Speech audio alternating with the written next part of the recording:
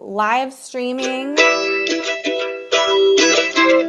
I haven't played this in a while, but I don't see us live either. Oh, yeah, I do. All right. We're doing it live. Live. Hey. Woo. Okay. Welcome to BCC. Oh, woo. We're here. It's happening. Woo. Becca, how you doing? How's your week been? I'm good. I was on vacation last week, and on Monday I got back to the office and just started obnoxiously preaching the gospel of time off. So I was posting on every internal subreddit and every single Slack channel, just being like, "Hey guys, how you doing? Go leave." So Please leave. I was super excited about that. Yeah, like get away. And then I realized next week both my manager and product manager are taking time off, and I'm super excited for them. And then I'm like, oh, wait a minute, what am I going to do? But that's fine. They need the PTO. They have earned it. Chloe, how are you? I'm good. I did not take extra time off last week, but I feel like today has been a very productive day for me. So I'm finally feeling like I'm getting back into that normal work headspace, that Rona flow, so to speak. Is that a thing? It is now. Cool. Love it. So you got what should we jump right into show and tell today? How should we start today? I'm so excited for our guest. I'm just like, what should we do? No, me too. I will jump into show and tell because I actually got something last week that is so freaking cool. On April Fool's Day, every employee at Reddit got an email that was like, "What's your address? We want to send you something." And everyone was like, "This is definitely a prank, but sure, here's my address. Also, you definitely already have it. You're my employer, but not the point." And then a couple days ago, I got this in the mail, and I'm going to hold it up now. It's a puzzle. A puzzle? It's a puzzle of r/place. And it looks like a Where's Waldo? Yeah, Waldo actually is not here, which now that I think about it is kind of surprising. But the story behind this is that on April Fool's Day a bunch of years ago, we made I think it was 1,000 by 1,000 pixel canvas, gave every user the ability to put one pixel down every few minutes and then said, "Ready, set, go." Wow. And by the end of, I think, 3 days or so, this is what it looked like. And so there's the Mona Lisa, there's flags, there's quotes, there's a lot of subreddit names. So what determined what was bigger, what was little? This is the actual size that people built it. So people made subreddits to get themselves organized and posted links to Google Docs where every cell was, this is the color it needs to be relative to the canvas. And then people built bots to be able to do it. And people donated their accounts to bots so that they could get around the rate limiting. It was super cool. For digital art, it skips a little beat when people get together and make art digitally. That is so. Oh, it's so cool. Lovely. And then the other thing that's really cool about it is that on YouTube there's a bunch of time lapse videos. So you can see how in the beginning it was all like a bunch of dots in the middle as people were kind of figuring out what's going on, because we don't tell you the rules of April Fool's Day. We just give you a thing and say, "Go, internet, have fun." Yeah. And so it started with dots, and then the red corner started and the blue corner started, and then those got big, and then people started building flags and other flags. And my favorite anecdote is that I want to say it was an Irish flag and a German flag were on a collision course, and the moderators of those subreddits came together and decided that it was Denmark, because the leprechaun would have clogs on. And that was a compromise that was made so they weren't fighting over the same space. Which is love so cool. This. What a fun way to bring a digital community together. It's almost like, I know there's a mural in the Mission that I think is people making a piece of art where each person had to make a little mosaic square. It reminds me of kind of open source art, sort of. Yeah. That's so cool. Totally. Have you put together the puzzle yet? Yeah. So I apologize for everybody watching, but I'm very proud. So you can actually see the puzzle right here. There it is. Love it. Yeah.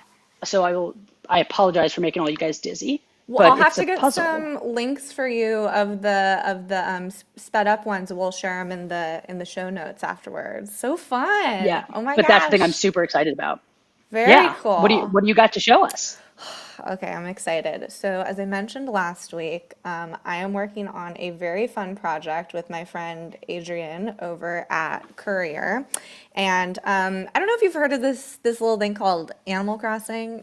You have, because we talked about it on our last episode. But I am one of the lucky people on this earth who has a Switch or had a Switch before all this craziness happened. First of all, I spent a lot of time over the weekend. I was explaining to Becca earlier how you get these items on Animal Crossing. So I'll explain it for the non-Animal Crossing folks out here. Sometimes things just like fall from the sky, like you'll shoot a balloon and like a toilet will be in a present that you open.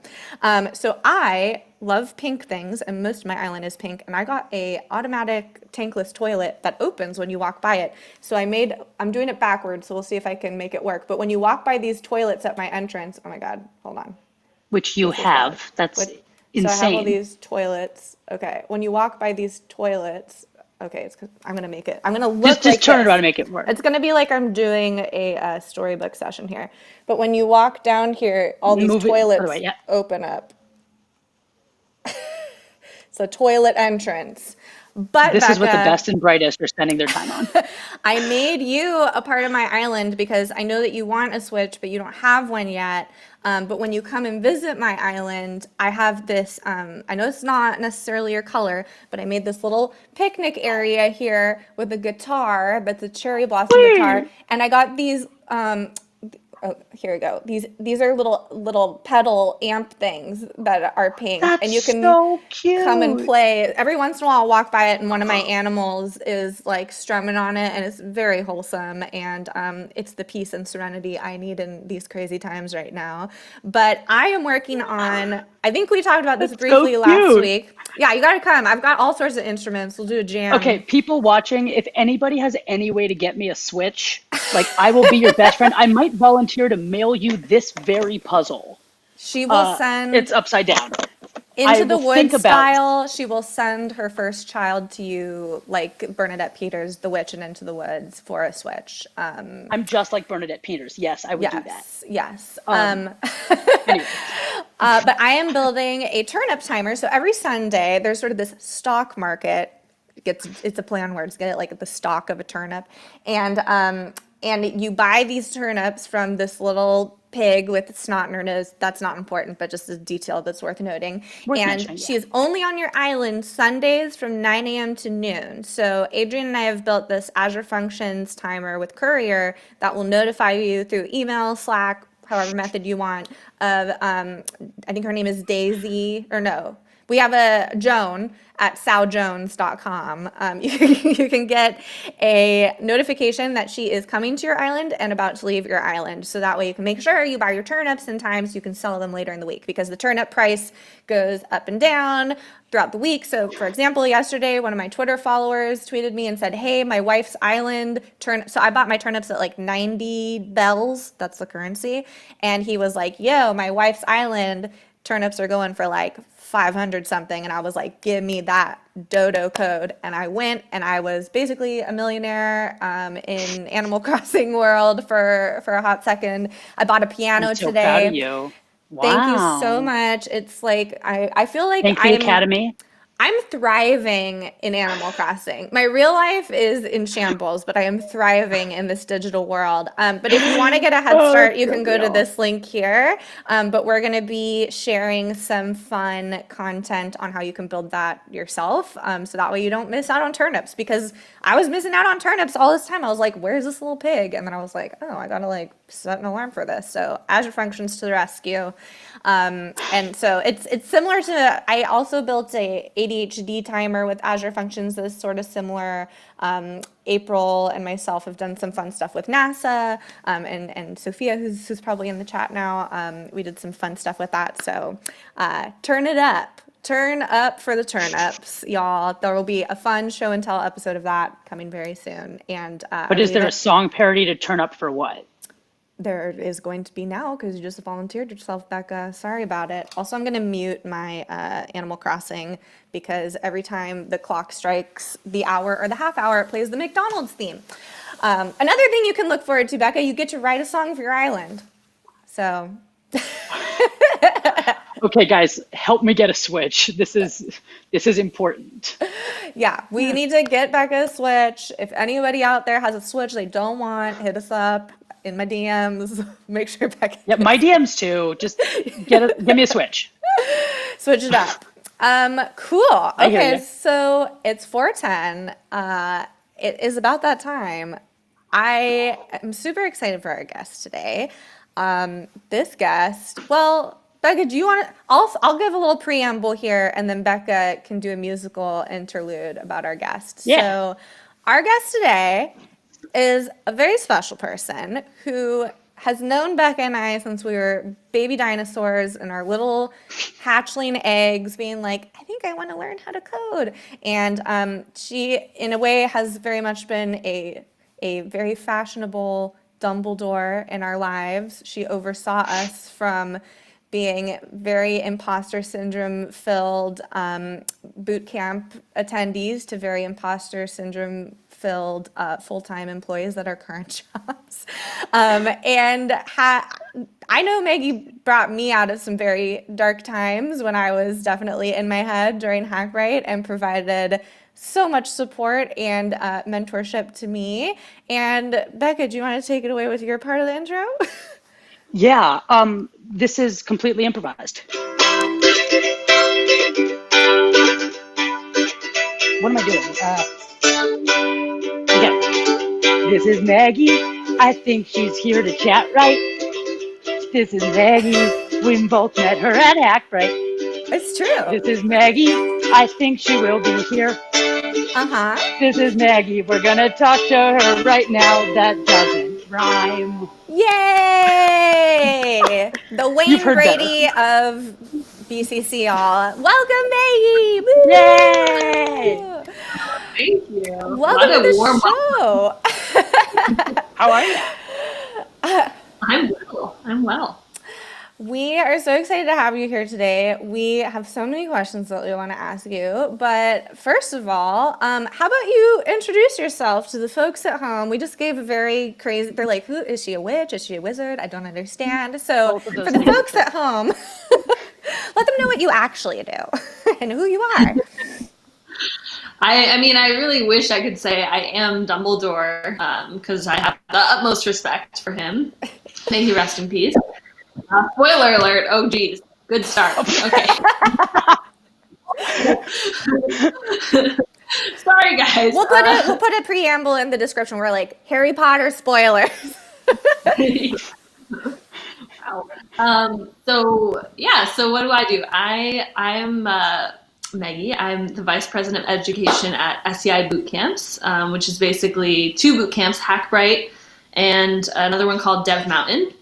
Who am I actually, though? I am just a humble programmer who loves Python and JavaScript and loves feminism, for gender studies major. So I'm really passionate about women in tech, and I also love doing ballet in my spare time. So yeah, that's a thing. Okay, I'm back. My internet went out for a sec. The joys of remote recording. Wait, what? So are you doing ballet now that you are remote and home? Are you able to do some like bar method or something in your home? Oh yeah, definitely. The ballet culture, the Zoom culture is very strong. It's it's going extremely well.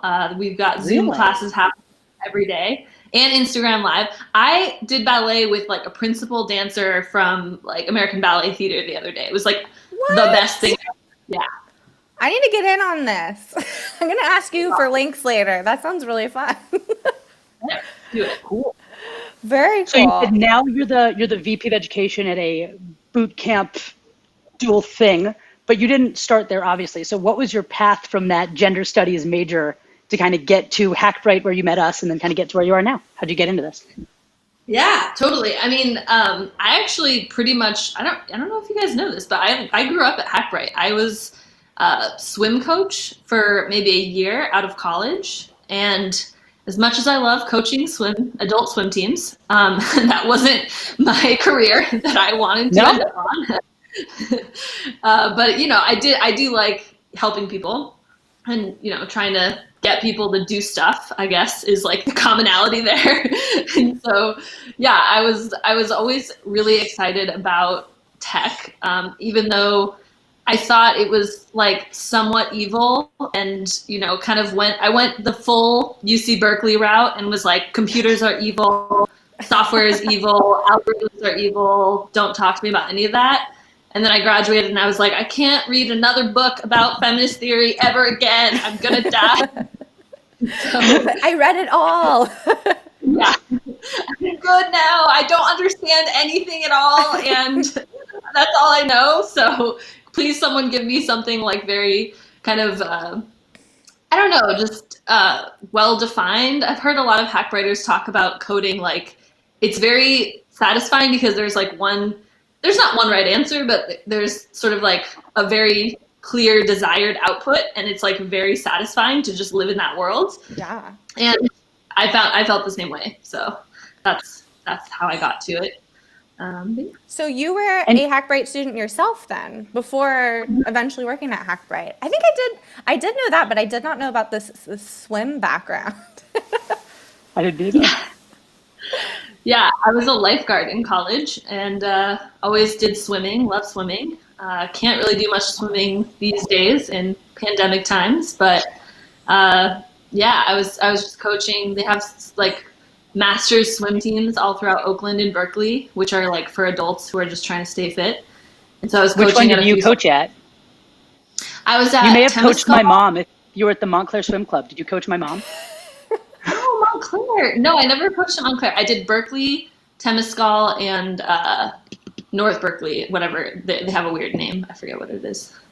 Berkeley. Very fun. Do you feel like you use your skills from your swim life or even from your gender studies that you did in your life? I mean, obviously, Hackbright, there's a tie-in there, but do you use sort of the previous life stuff in your current role? Oh my gosh, yes.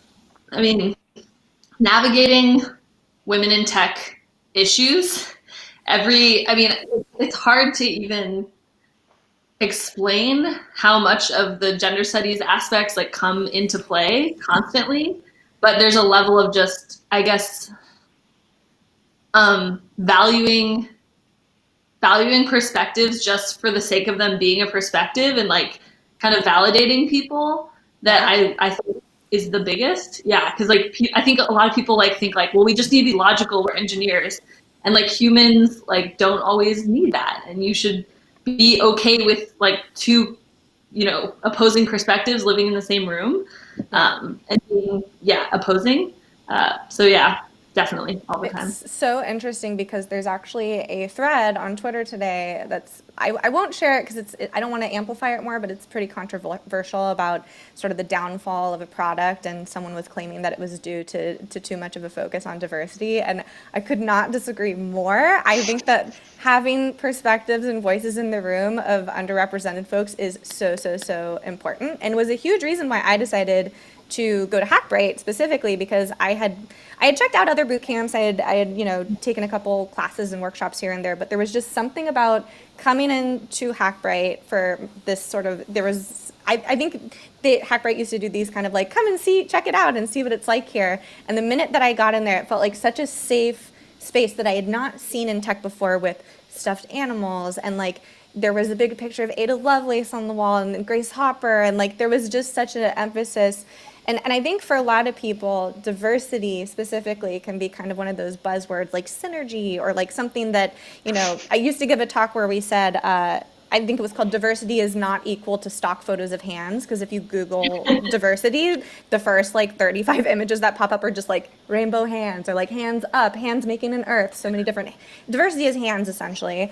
But I think there's just something to be said for having those people in the room to especially make these decisions on applications that are being built, especially now. Personally, I'm newer to tech, so I came from a much lower income background coming into tech, and making these decisions, especially during COVID, where a lot of people are out of work, and helping being a voice in that room for maybe the folks who, I have so many performing artist friends who are trying to get online and get their content online. So having that kind of insight, I'm sure, Becca, this happens with you as well as Reddit, at Reddit, I should say. But yeah, diversity is not a buzzword. I'll get off my soapbox now. No. So Meggie, so you went to Hackbright. What was your Hackbright project? Yeah. Oh my gosh. That's a fun one. So usually I get asked this in the context of Hackbright, and at that point, trying to get the student to focus on their own project. So I like don't talk about it that much. I mean, I stole your CSS for like a minute, so like all good. That's so funny. GitHub, you know? My Hackbright project, so I had both my mom and my sister are both public education teachers in special ed specifically. And so I created a tool to solve a pain point for them, which is like sharing accommodations for their students across their department. So it was just basically, yeah, it was like, you know, threading, like Reddit, Twitter, what have you, like comments. And I used a little, at the time there was this startup called LearnSprout, which I think has now been acquired by something and renamed and so forth. But their goal was to have like an API for public schools. So I used their kind of sandbox API to try to plug into that. Yeah. That's awesome. So then you did your project and then you started working for Hackbright as you start off as an instructor, right? No, I started off as a software engineer. So Hackbright was really tiny at the time, and we were basically building out business apps, like an admissions application for students to apply. Like if two engineers or any number of engineers are co-founders of a startup, like, you know, you're not going to be like, you're going to be building your own software. You're going to be like, you know, not wanting to pay for any like enterprise, you know, CRM or anything. So we were just implementing like a marketing site, an admission site, like some learning tools that we don't use anymore. And I was working on that for like a year and a half or so. And that's how I call those my jQuery years. I just wrote jQuery. I thought jQuery was the answer to everything. And I was like, jQuery is amazing. And I understand it now and I love it. I'm so happy for you. That's going to be the chapter title of your memoir, of that section of your life, the jQuery years. Really, no, like that would be a very accurate title because I was just like deep in it. I wrote some really nasty nested for loops with DOM elements. And it was great. Like, I loved life. I was like, this is the best. I get paid to do this. This is great. And then I switched over to the education team about like 2015 or so. And then I just kind of worked in education for like 2 or 3 years. And did you meet anybody significant while you were working in education at Hackbright that you may have stories about right now? Shall we go sequentially? Tell me about meeting Chloe Condon. I met both of you, but I also met an obscene amount of amazing women. Like, Yes. We don't talk about them now. We want to talk about us and only us. Okay, to be fair, we have mentored a couple of them, Becca, so. And them. We could talk about our mentees too. But no, but like, case in point, like, it's crazy. I mean, it was the best. Sorry, not in my slot here. It was the most fun job because you just constantly meet people like you two who are like super unique, super passionate, like don't even know how awesome they are yet. And like they're in that phase of their lives where they're just like, wait, so I can do this and I'm good at it and like someone's gonna hire me, and you're like, yeah, like do it, go. And then no. So what are your memories of Chloe at Hackbright? Because from my memory of her stories, it's like, hi, I was in existential crisis mode every day, and I was a hot mess, and I barely survived. That's how I am now. As the instructor, is that what you found as well? Well, I have a different view on it because everyone's a hot mess. Like at Hackbright, it's like a nonstop hot mess, like where everyone's just totally freaked out. That's so and I think, yeah, it's pretty hard to watch sometimes. But no, with Chloe, I think Chloe was a perfect example of someone who was, I don't think we really have a name for it. I was actually reviewing our notes on, like, within the education team, we still have the same, like, note software that we used. Oh my gosh. I was going to read up their profile. She only cried 3 times today. Good day. Can you share those? Can you please share those offline? I want to see Yes, I don't need yours. I want to see offline. mine. offline. I'm sure there's some like Department of Education act that says I have to be able to share them with you. Maybe. Also, Maggie, you have some fans in the chat. We have a couple people who are like, Maggie, I love your work. Aw, so nice. Hi, people. I don't know where to chat is, so I can't see. But yeah, Chloe, I would say Chloe was like a perfect example of someone who was doing extremely well, but yeah, you were constantly on the verge of like, oh my God, I can't believe this is happening. Oh my God, I'm gonna fail. I'm failing. I failed. I've failed already. Yeah. I was like proactively preparing my brain for failure. I do remember like going to help you debug the Facebook API at one point, and I think I had come to, I do remember this. I even remember we were sitting in the room. You had hard coded something in the Facebook API and you were like trying to get it to be not hard coded. And then I was like, oh, like, yeah, you're doing exactly the right thing. Just like keep going. Cause you basically were just like, I don't know what I'm doing. I did this. And I was like, yeah, that's 100% correct. Like just do that. And then it worked and you were like What? you were like almost so like happy that you were like unhappy about it, you know? I was like, no, Can I dig clearly into this that is for a a second? mistake. Can I dig into that feeling for a second? Because I remember feeling that way at Hackbright too, where it's like, I did a thing that's working. I don't understand why it's working, but it is. So I think that it's both lucky that it works and going to break in a second. And you don't feel accomplished about it because you don't actually know how it's working. And so I'm curious as an instructor, when you're like working with people in boot camps that are doing it, like how do you grapple with them wanting to understand what's going on under the hood, being so intimidated by what's going on under the hood, and then figuring it out anyways? Yeah.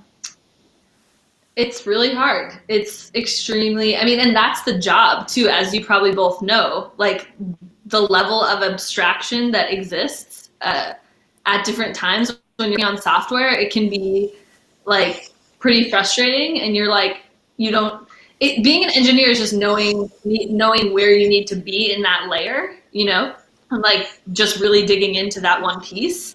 And it's hard to like tell a beginner that. Like it's really hard to tell someone like, yeah, it sucks, but it's not going to go away and it's not going to change, but like that's what people are going to pay you for. So just be okay with it. That's what I appreciate so much about folks who are senior in this industry and tweet out things, even like traditional, like some people will say like, I have a 4-year CS degree and today I had to Google how to blank, or like today I, banged my head against the wall for 3 hours and it turned out that I had an extra comma. Like it felt so validating for me, especially when I was interviewing, to talk to more senior folks who were like, oh yeah, whiteboarding is hard. Well, let me tell you a war story from back in the day when I interviewed for my job at, Airbnb or whatever. And I think it's so true, Becca. Like even just building this turnip timer, Adrian and I, it worked on like one of our first tries and we're like, something's wrong. Like clearly this can't be happening. We're not. No. And then of course we got a random turnip alert at 2 a.m. So it was only working kind of. So it's one of those things where a growth mindset is so important. And I didn't even know what imposter syndrome was before Hackbright, and boy did I have a lot of it. It's true. So when Chloe got her first job, Meggie, were you surprised? No. Oh my gosh. Were you? I was. Yeah, I know.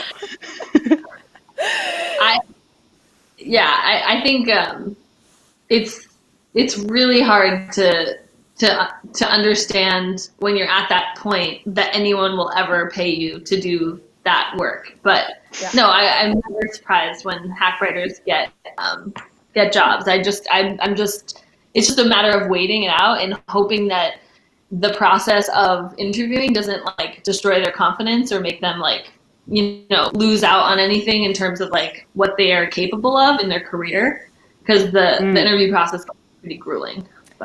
And we covered this on a previous episode, but for those of us who may be new or haven't caught up on previous episodes, Becca was in a cohort a year after mine. Yeah, almost a year to the day after mine. And in this talk that I gave to her cohort, I usually come and speak to all the different cohorts and I say, hey, I'm Chloe, this is what I do, this is what my job is. And I had a slide that was like, can I have coffee with you? And I said, no, absolutely not. I'm too busy. I don't have time, but here's all these blogs and stuff you can take a look at. But Becca, being Becca, who does not take no for an answer, was like, no, I will make you my friend. This is going to happen. You don't know it yet, which I still do to this day with people I admire and respect in this industry. I'm like, you don't know, but you're going to be my friend. It works. And it was really interesting because I saw this like, which I'm sure you did too, Maggie. Becca was such this enthusiastic force in my life, and I wasn't even in her cohort. She just had this energy, and she was singing songs, and she was like a traveling minstrel, basically, of tech puns and knowledge. Was she like that during her cohort, or did I just catch the tail end of her confidence, like slowly climbing? No, I mean, I even remember, because I don't think we did admissions interviews when Chloe came into Hackbright, but I did Becca's admissions interview, and I remember being like, you weren't even done with the prep course yet. And I was like, just admit her and convince her to come, because like she doesn't need to finish the prep course and she's like good to go. Like just like get her in like as soon as possible. So I remember that interview with you too, Maggie, because I remember being like terrified about it. And then you were like, all right, can you just like write a function that does this? And I was like, yeah, sure. Here's a for loop. Cool, done. And you were like, okay, we have like 13 minutes left. Let's try another one. Okay, we have 9 minutes left. And you're like, yeah, you're ready to go. Can you start this program in a week and a half and pay the deposit and you're good to go? And it's like, what? Like I wasn't ready.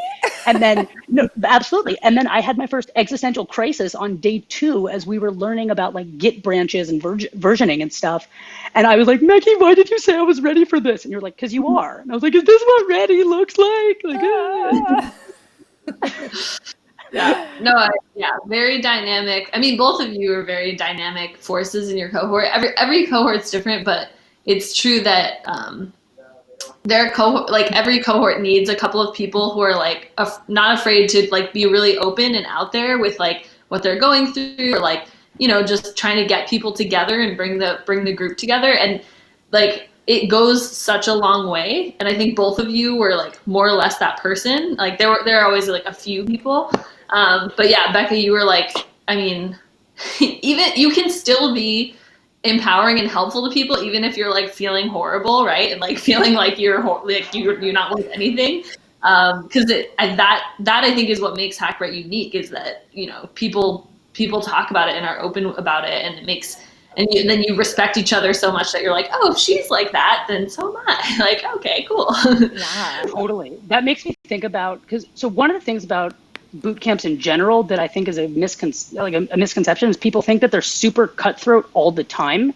And I think part of the appeal of Hackbright is that everybody is each other's cheerleaders, even when we're struggling, as you said. Like, I remember when I was at Hackbright, we used to have these weekend assessments where we had to do them alone, and they were supposed to take like, 2 to 6 hours, and mine generally took me like 12 to 18. 100 to 2,000 hours for me, yeah. Yeah, and Meggie, you laugh, but like it's true, and I'm going to finish it. So I finished it. But I remember I used to sit across the table, like me and Amy Soa, she was in my cohort. We used to meet at a cafe in Oakland, and we would sit across from each other at a table, banging our heads against the wall, yelling at our laptops while we were doing like our own work. We did not collaborate. We didn't share any stuff, but like we were supporting each other in the struggle. And I think that was something you guys always encouraged as instructors, to like lean on each other.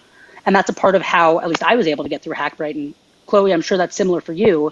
And Meggie, that leads me to a question, which is, what do you think the people that are successful both within the boot camp and then after the boot camp, what are the things they do that really make them thrive? Totally. And I do want to circle back on funny question or funny memories of you, Becca, because there are a few.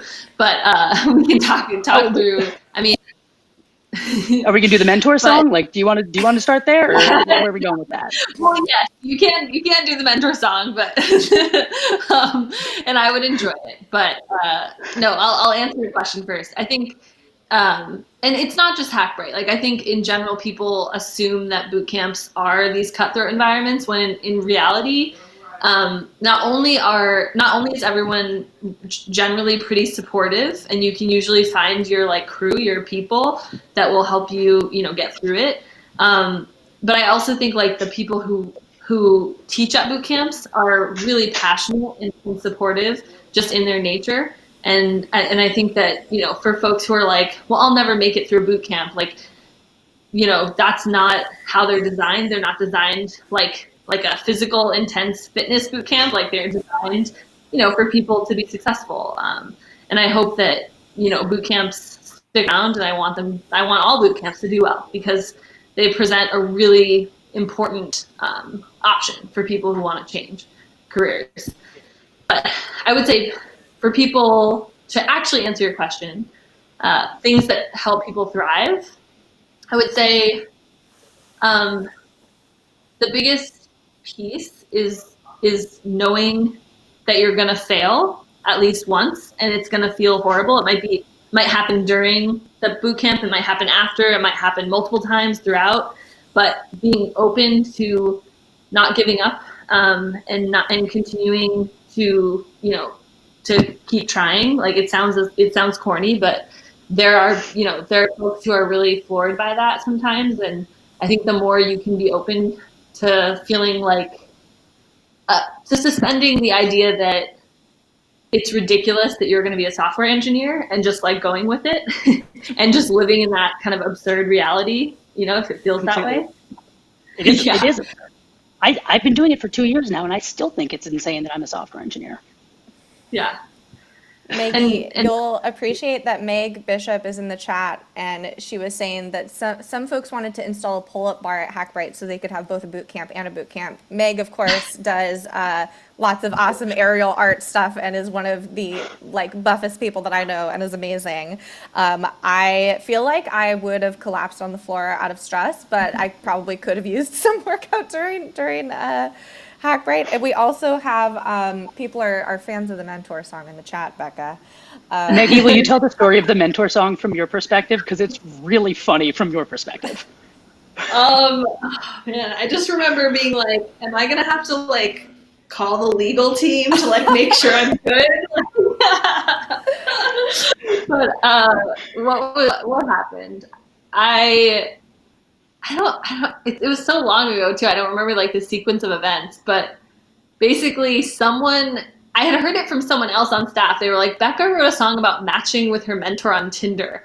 And I immediately was like, oh God, okay, here we go.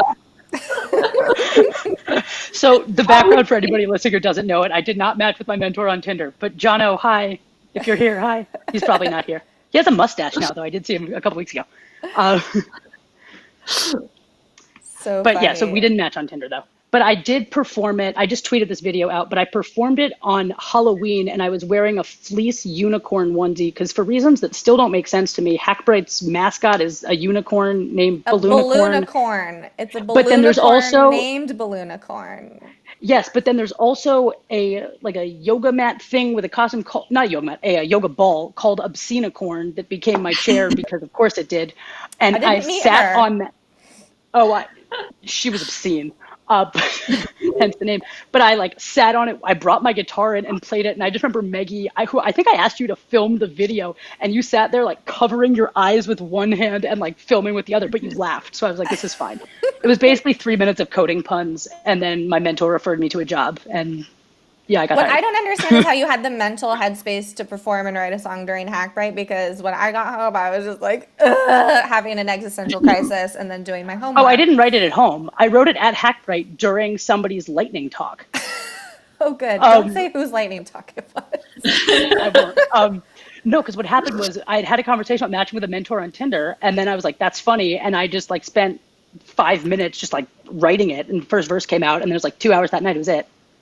I don't know. It was fun to write. And then it got me hired. I guess that's okay. So write songs about matching with mentors on Tinder. That's don't how to get hired. That, but you can if you want. If you want to try that. Someone had a question in here, and then I have a question for you, Maggie, about kind of like misconceptions of boot camps. But someone asked us how long it took us to get a job after Hackbright. For me, so I know typically, at least we used to say at Hackbright, 3 to 6 months was sort of the average. I was like right at that 3-mark month, and a lot of my cohort mates were as well. I think Becca, you were around the 3-month mark as well. I started exactly 3 months up. I think I said this, I got 2 offers 2 months almost to the day after Hackbright. I was pretty fast. And we've said this before, but you usually hit like your lowest low of the job search you have this week where you're just like, this isn't going to happen. And similar to when we had Jace on the show, where he was like, Yeah. I was ready to give up. I was like, I don't think this is going to happen. But there really is, I do think you have to learn how to interview in this industry, which is so strange, something I've never had to do in any other of my various Disney store, birthday party entertainer, admin, customer support engineer kind of jobs, recruiter in my life. So a question I have for you, Meggie, because I know you've probably had a lot of conversations with this, especially with folks that that are incoming into Hackbright. I know that people probably, especially folks who have a traditional computer science degree and see these programs where it's like 12 weeks, you're going to learn how to be an engineer. Do you think that there's sort of this misconception about like almost boot camps are these pyramid scheme type things, or how do you kind of have these conversations and educate not only the students that are coming in, but maybe the folks who you want to have hire students from Hackbright? Like what are some of these common misconceptions, and how do you help kind of squash those for folks? Totally. I think you totally hit the nail on the head. I think a lot of people think, wow, 12 weeks to a new career, how is that even possible? That must be fake. There's no way that could actually work. And I think, they are right in a lot of ways, because it's not just 12 weeks. Like, deciding to do a coding bootcamp is a huge commitment. And you really have to know at least enough about the job of a software engineer and a little bit about even coding to like know that it's the right career for you. Because we're not going to turn someone who wants to be, a marketing director into an engineer. We're going to turn someone who knows they want to be an engineer and is excited to solve hard problems into an engineer. So can I pause on that though? You may not know that this job is for you, and you may not know that you have a background. And I say that as somebody that very much happened into this boot camp, and you were like, yeah, she's ready. And I knew for a fact that I was not. And so I think it's important to tell people who are thinking about coming to boot camps that your perception of yourself is very likely not accurate as far as your actual knowledge and confidence base. Right. Well, and that plays into, I think, how people think about education in the modern day, which is like, in order to have a career in something like software engineering, you really have to put in the time to like, you have to sort of like pay money and pay time to like earn that cool career. And I think that's the thing that people have to put aside more so than, am I able to do it? Right. It's more the need for talent, especially diverse talent, is so high that companies are really willing to hire you when you're not fully baked, right? And to bake you the rest of the way. Totally. And that, I think, is another thing that people don't realize is like, when you graduate from a coding bootcamp, yes, you can get hired, but you're not gonna enter in at like a mid-level software engineer position. You might get an apprenticeship. You might be a technical support engineer for a little while. You might be an entry-level engineer, whatever your company defines that as. And that first year of work will be like the rest of your education, more or less, that they will pay you to do, which is wonderful, right? It's almost like you're a sourdough starter. You go to Hackbright and you're like yeast, and you're like, I don't know what I'm doing. Am I bread? Am I like goo? I'm not sure. And then you find someone, like a human, like let's say Sophia, who made the sourdough app with me, and she's like, I will take the time to mentor you and watch you and help you grow into beautiful bread. And then you get to use the rest of the starter. So this is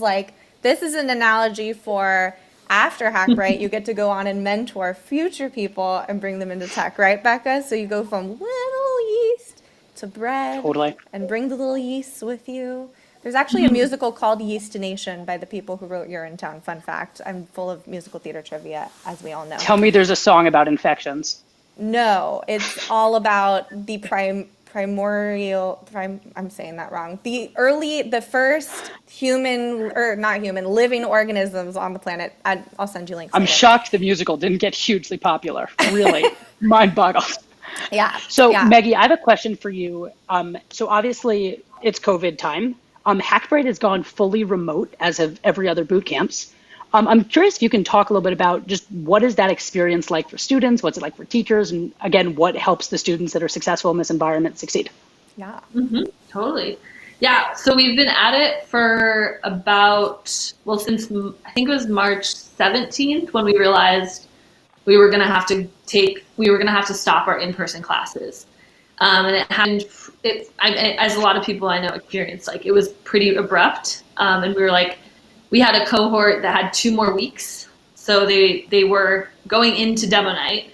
So we had to quickly, and the demo night event is like the kind of job networking event for those who don't know. So that we had to take that online over the course of like a couple of days, although we had prepped a little bit before that it actually happened. And then we did the rest of the weeks, the kind of career-oriented weeks online.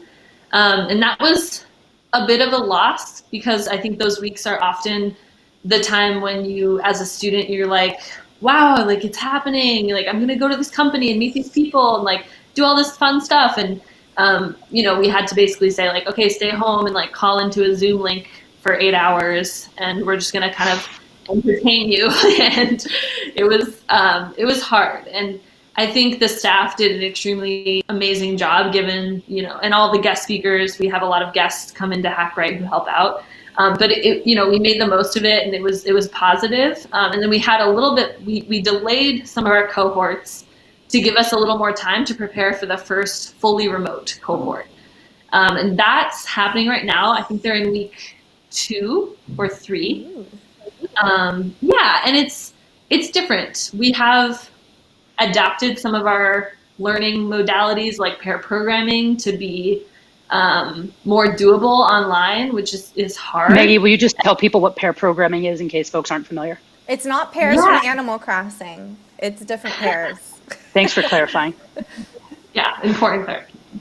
Pair programming is just the act of solving a problem, and typically the hardware of the practice is pretty important, where you share with another person, you share a computer, but you have your own keyboard and your own screen and your own mouse. So you're basically switching off one person actually typing and then the other person kind of navigating and talking through like how to solve the problem and switching off. So we are experimenting with like ways of doing that remotely. It's a little hard because normally we have a computer lab. We're trying to create online community. That's super important, obviously, for something like Hackbright and for any boot camp. You have to, help people feel connected, like they're a part of a group.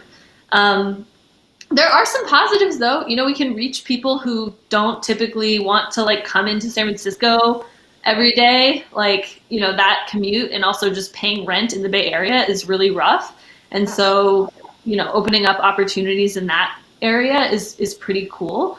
We're just weathering the storm, and I would say it's a little beyond an experiment at this point. It's definitely like being thoughtful and planning and trying to deliver something that is as much like the quote normal Hackbright as possible. And the staff are doing an amazing job. So Meggie, is there a way that maybe for the folks tuning in who are already working in tech and want to donate their time and mentor at Hackbright, can they sign up to maybe give workshops or help with whiteboarding? Are there ways that people can get involved? Yes, totally. And I should get the link on the maybe description after this. Yeah, or maybe we'll share it below, because I know that a lot of folks, there's so many things going on right now, but there are so many folks out there who really want to like help people get jobs during this time. And I know that I have a community on Twitter who's always looking for ways to help. So we'll make sure to share those links below if you're passionate about helping get these Hackbrighters out in these little hatchlings into the world. Who are full-grown adults, though. I feel a need to mention this. We're like very much infantilizing them and putting them into bread, but these are like badass women that are becoming software engineers. Let's like remember this. Oh my gosh. I don't know if you're able to, or if there's some that come to mind, Meggie, but I personally have mentored a couple Hackbrighters and have come in and spoken to some cohorts, and just thinking at the top of my mind, there's some really like awesome backgrounds that they're coming from. I know that we had a Muay Thai fighter that Dina was a mentor for when I was working at Sentry. What are some kind of like unique backgrounds that you've seen come through Hackbright? Like, I know we've had some athletic folks that maybe had like professional athlete backgrounds, but do any come to There was a mind that world are, champion air rifle shooter in my cohort, who had whoa, won medals for our country while I was derping around Mississippi at a Jewish nonprofit. So we were the same. okay, Annie Oakley, cool. Yeah, there have been a lot of like folks with past careers in like product or project management. We've had people come in from a lot of teachers, past teachers, very common. Marketing, a lot of recruiters lately have been really inspired to like start doing the job that they recruit for, which I love because they have the Wait. best job advice. Recruiters coming in also makes me really happy because whenever I talk to people that aren't in the technical side and I tell them I'm an engineer, they're like, wow, you must be so smart. And my first thing is like, you can do it too. And I love the fact that recruiters are like, yeah, okay, I absolutely can do this too. Like that's Yeah. so freaking empowering. Yeah. And also folks from like non like tech or non I mean we've had I don't know how you categorize this, but there was someone in the last class who we had a cohort that was sponsored by Target, and one of the women in that class was literally I happened to ride the same bus as her home one night, and she was like off to go to work at a hotel, like the front desk of a hotel, and I was like, why, what? And so she went from, she was like fresh out of college, pretty much working at a hotel, to software engineer at Target. Like, it's just, it's really, there is no like previous career that makes you eligible. Would you at all. say that there, especially as someone who's like interacted with the majority of these women who have gone through Hackbright specifically, would you say there's a common thread between like maybe why these folks are learning about software engineering as a viable career later in life? I know for me personally, I didn't even know it was an option for me. Like I had no female, Totally. anybody who looked or acted or sounded like me in my life who did this. My parents are both artists. Is that a pretty common story that they just didn't know about this pre-college or even coming out of high school? It just wasn't in their frame of mind, or like what is usually the story there? It's that. I think it's also people who actually did get into computer science, and then they didn't feel welcome at some point and they sort of like stopped. Especially folks who go to traditional four-year college and wanted to major in comp sci and then realized like, I'm not enjoying this experience at all, and I want to stop, and that's really horrifying to think about. But it just speaks to, making sure you find an educational path where you're going to feel comfortable and welcome. But I don't know. Becca, do you have any other thoughts? Well, so when you mentioned the four-year degree thing, I think the timing of it is everything. Because like I took one coding class in college. It was the only F I got in my entire academic career. The class average on the first test was a 90 something and I got like a 50. And I also walked out of the test thinking I had killed it. So that's true. Yeah. And so right now I have a cousin he's finishing up his freshman year at ASU, but I've been tutoring him in Python. And it's been so interesting to see his assignments because they're very like, here's a number. Is it odd or is it even? Is it positive or is it negative? And when that's the context that you're learning this stuff in, why do you care? Like, I don't care why a number is odd or even, or if it divides by 10, like, why would I ever need to do this? And something I thought was really cool about the way Hackbright instructed is that all of the lessons were in context. So, if we're adding stuff to a list and you're adding grocery items to a list, you can really easily see how does that translate into a real world product that you would likely use or build or whatever. And so I think that one of the things that make boot camps really special is that they recognize that the context is just as important as like the syntax. Mm-hmm. So like the background you have doesn't matter. Was there a sort of light bulb moment for you, Maggie, where I know that you had this background where you were doing women's studies and you were, teaching swim, but was there sort of this moment where you were like, I can do that thing? Or was there someone or something that kind of inspired you to apply and attend Hackbright? I was dating someone at the time who was, he was in business school, and a lot of people tell me about this, like, people who are in tech, oftentimes men, because men in tech, telling someone, a smart woman that they know, like, hey, this is also for you. And that did have an impact on me. Like we're no longer together, but I do appreciate the fact that he saw that I showed promise, like whatever I don't know why he recommended it to me, but he was like, I think you would be really good at this. And I respected his opinion, and I was like, yeah, maybe you're right. Who knows? Yeah.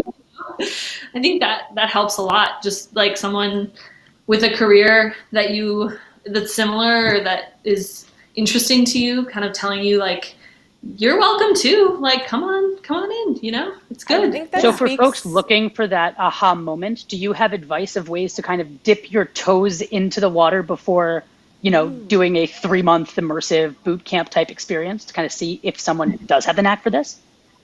Yeah. I mean, there are so many ways to get started with coding. I think it really depends on what you prefer in terms of like what is going to keep you motivated. I'm trying to learn the piano right now, and it's going horribly because I'm just like not motivated and I don't have the right setup for myself. Like I have a piano and a book and it's just like not working out. So just like make sure you vet like however you're trying to do this, where it's getting like a mentor to like meet with you every week and keep you like engaged. Like you're doing for your cousin, Becca, that's awesome.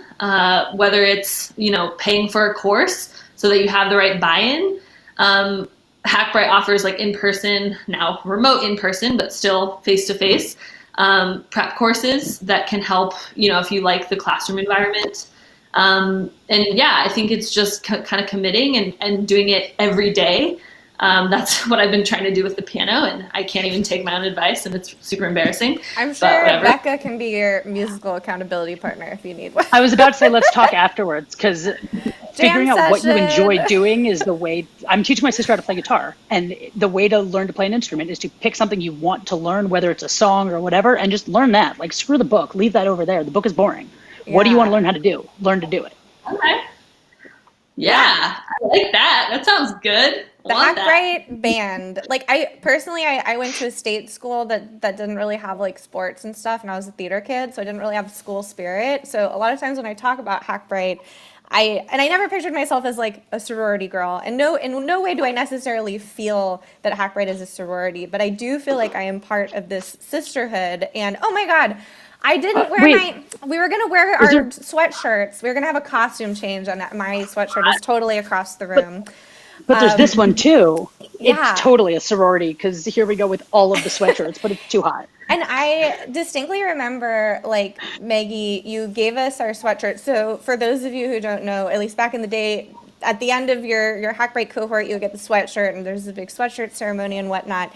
And Meggie had mentioned something that I was like, surely you can't be serious, where she was like, yeah, people wear these sweatshirts, and you'll be like at an event or at a meetup, and you'll be like, hey, you're a Hackbrighter too. And it has 100% happened to me. And it's an interesting feeling, because you see this person that you do not know, and you're like, you did that really hard thing too. And it's a community that I did theater, of course, and I did community theater, and I run a lot of developer communities myself. But it's just like we were talking about earlier, that importance of having kind of a group that you can, my Hackbright cohort still constantly every day uses our Slack channel to talk to each other, and we still have taco nights, virtual taco nights now. And there's really something to be said for like being able to have that kind of strength and see, I got my second job because of another Hackbright person. Like, it's a community that I think needs to exist. And if you are a self-taught person and you're going through that process, and that's your way of learning, I know